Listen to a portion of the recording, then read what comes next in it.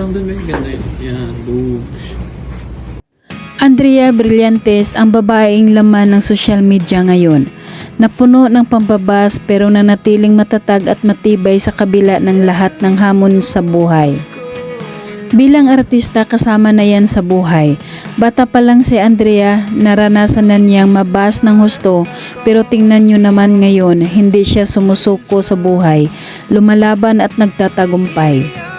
Sa behind the scene ng kanyang new Lucky Beauty product photoshoot, makikitang super blooming at napakaganda ni Andrea. Nababagay sa kanyang morinang beauty ang suot niyang purple dress at mahabang kulot na buhok. Si Andrea ay CEO ng Lucky Beauty sa murang edad niya.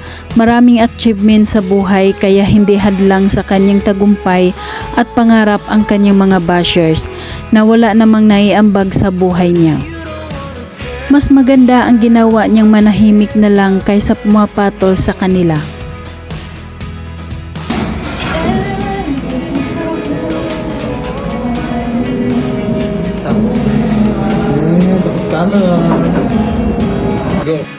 Kaya minsahan ni Andrea sa inyo, love and peace with flying kiss and a beautiful smile.